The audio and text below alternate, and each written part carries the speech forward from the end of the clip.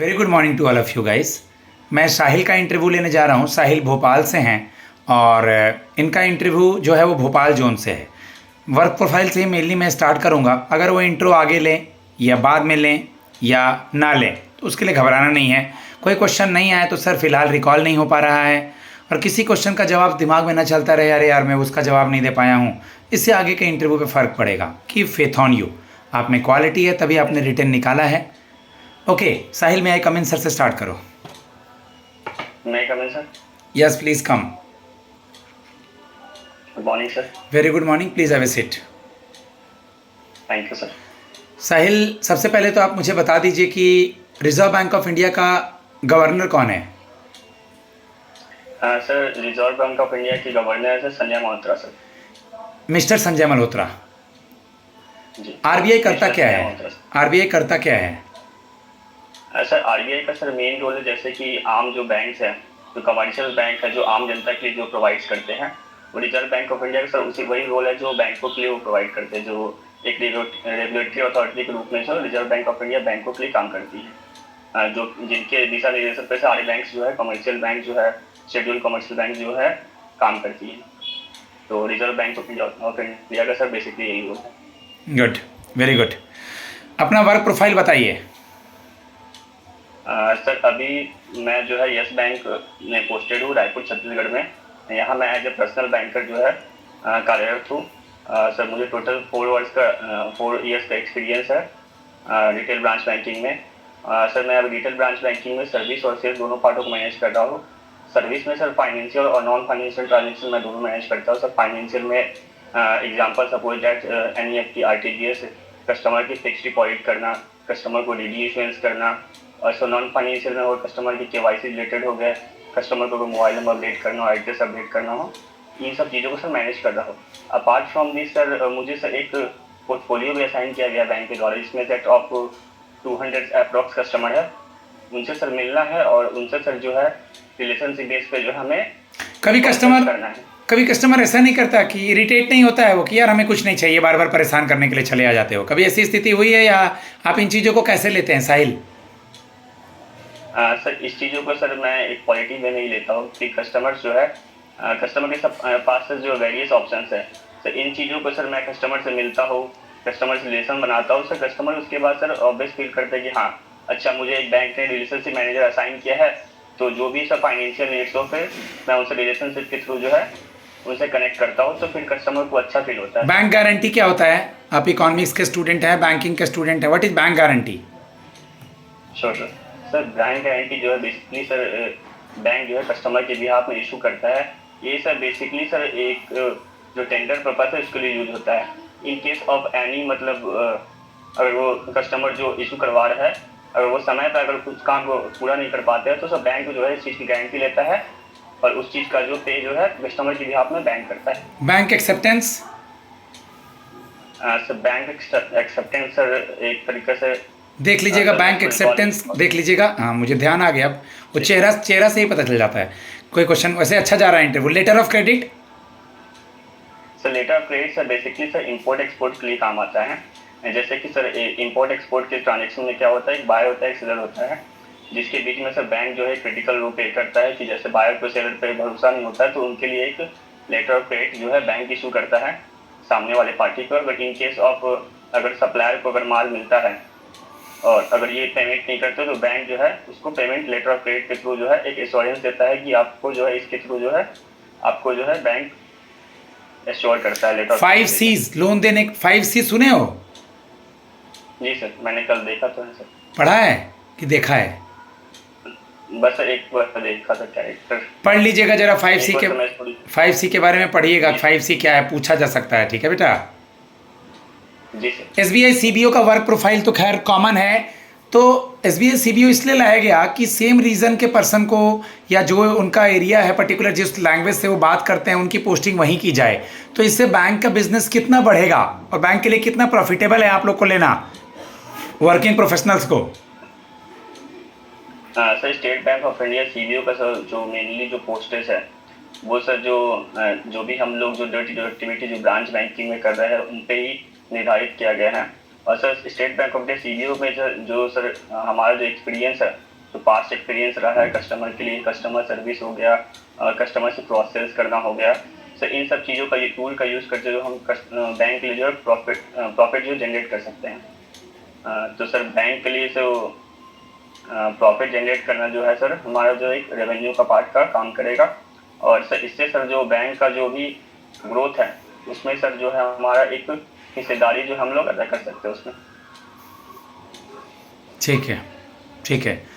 आप मुझे बता दीजिए, गवर्नमेंट स्कीम में APY सुना होगा, अटल पेंशन योजना। Yes sir. क्या होता है अटल पेंशन योजना? सर एक ये अटल पेंशन योजना सर 2015 में स्टार्ट हुआ था, जिसके थ्रू सर कस्टमर अगर मिनिमम 500 में इन्वेस्ट कर सकते हैं, जो कि 18 से 40 वर्ष तक अगर कस्टमर इन्वेस्ट करते हैं उनको 60 साल के बाद जो है एज ए पेंशन जो 1000, 2000, 3000, 5000 तक जो एज ए पेंशन वो विड्रॉ कर सकते हैं। Good, very good. आप मुझे ये बताइए, CKYC क्या होता है? CKYC CKYC सर एक सेंट्रल KYC है। जो भी कस्टमर्स उनका जो डेटा है जो ऑलरेडी सेंट्रल के पास होता है, इसमें एक 14 डिजिट का डिफरेंस नंबर जनरेट होता है, जिसके थ्रू अगर कस्टमर जो है किसी बैंक या कोई फाइनेंशियल इंस्टीट्यूट में अपना KYC रजिस्टर करवा सकते हैं।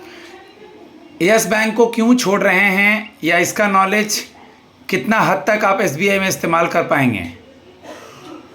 हालांकि सर यस बैंक मैंने जो ज्वाइन किया है इसके साथ मेरा आज बहुत ही अच्छा अनुभव रहा है।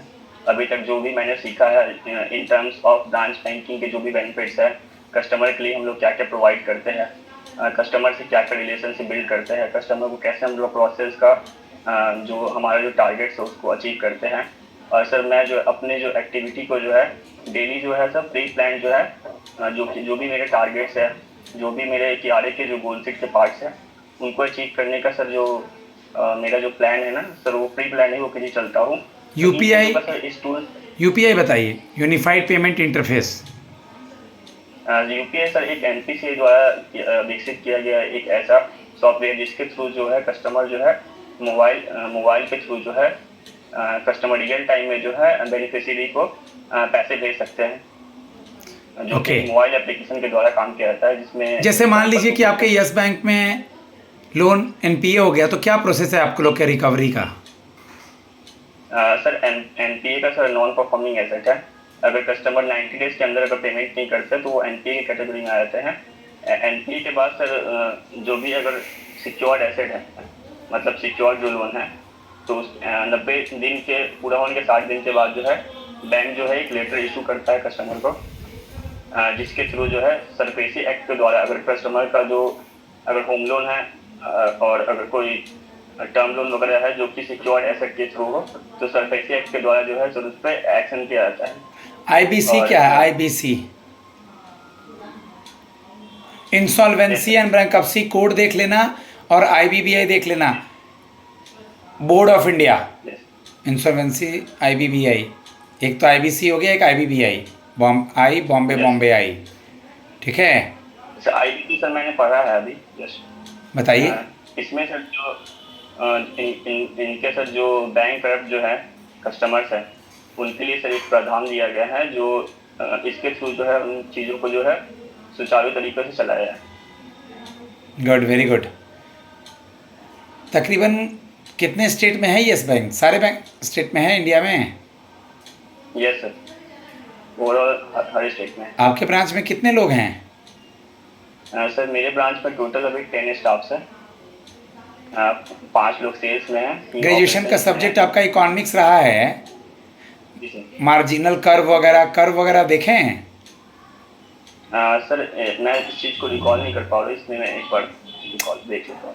GDP, GNP, GVA, double taxation avoidance agreement एक टर्म है, पूछा था बच्चों से, इसका मैं आंसर भी दे रहा हूँ। जैसे मान लीजिए आप पैसा कमा रहे हैं US में, अगर आपने उस कमाए हुए पैसे पे टैक्स वहाँ दे दिया है तो इंडिया में नहीं देना है, डबल टैक्सेशन अवॉइडेंस एग्रीमेंट। ठीक। और टैक्स इन्फॉर्मेशन एक्सचेंज एग्रीमेंट, मान लीजिए कि आप किसी दूसरे कंट्री में जॉब करते हैं, इंडिया गवर्नमेंट को आपके अकाउंट से रिलेटेड टैक्स पेमेंट यानी आपका अकाउंट का डिटेल चाहिए। ठीक है, ऐसे ही आँख बंद करके रिवीजन करेंगे आप। तो अगर TIA tax information exchange agreement India का उस देश के साथ साइंड है, तभी वो देश आपको उस बंदा का अकाउंट का डिटेल्स देगा। ठीक है। What is non cooperative borrower? Non cooperative borrower क्या होता है? सर इकोनॉमिक्स वाला सर एक बार देखना पड़ेगा। नहीं नहीं, इकोनॉमिक्स नहीं है, ये बैंकिंग है। जिसके पास पैसा है लेकिन वो देना नहीं चुका रहा है, बैंक से संस्थान से कोऑपरेट नहीं कर रहा है, इसी में तो आंसर था। नॉन कोऑपरेटिव बोरोवर, लोन ले लिया, हीरो बन रहा है, पैसा है फिर भी। Is it clear to not? Okay, yes sir clear. Last question, आपको खुद पे कितना भरोसा है कि एसबीआई में आप बहुत अच्छा कर पाएंगे और एसबीआई के बिजनेस को आगे ले जाएंगे? Sir state bank of India sir जो सर्कल बेस्ड ऑफिसर का जो पोस्ट है, ये एक बहुत ही अच्छा अपॉर्चुनिटी है, जिसके थ्रू जो वर्किंग प्रोफेशनल है वो उनको से ज्वाइन करने का एक स्टेट बैंक ऑफ इंडिया जो भारत का सबसे बड़ा ऑर्गेनाइजेशन है, वो जो है स्टेट बैंक ऑफ इंडिया में जुड़ने का एक मौका दे रही है, जिससे सर मैं अपने प्रीवियस एक्सपीरियंस को यूज़ करके मैं अपने कस्टमर कम्युनिकेशन स्किल्स हो गया, कस्टमर सर्विस पार्ट हो गया, कस्टमर का सेल्स पार्ट जो भी है, उसको सर अपने प्रीवियस एक्सपीरियंस के टूल्स को यूज़ करके सर मैं स्टेट बैंक ऑफ इंडिया के बिजनेस को एक्सपेंड करने में सर उसमें एक अहम योगदान दे सकता हूँ। ठीक है, आप मुझे गाइज, मैं इनको फीडबैक देता हूँ। लास्ट क्वेश्चन था इनका, बट याद रखिएगा लाइटली मत लीजिए, रिवीजन कीजिए जितना से ज़्यादा मॉक हो सके। ओके, उनको सुनिए और न्यूज़पेपर पढ़िए। उसके अलावा banking terminologies, government scheme, RBI का होम पेज, एसबीआई का होम पेज। आरबीआई रेगुलेटरी मतलब बैंकों का रेगुलेटर है, और एसबीआई में आप जा रहे हैं, बंधन में हैं, एचडीएफसी में हैं, आईसीआईसीआई में हैं, जिस भी बैंक में हैं, डीबीएस में हैं, उसके बारे में देख करके जाइए। बट एक बात याद रखिए, जितना रिलैक्स रहेंगे, जितने गुड अटायर में जाएंगे, ठीक है, सब बहुत अच्छा होगा। मेरा नंबर है 7503235358। आप लोग इस पर कांटेक्ट करें अगर आप लोग को बेस्ट चाहिए, 101 ग्रिल होना है और आपको कोई क्वेश्चन वगैरह का आंसर लेना है। मैं अपने स्टूडेंट को फीडबैक देता हूँ और इनके कुछ सवाल का जवाब देता हूँ। धन्यवाद।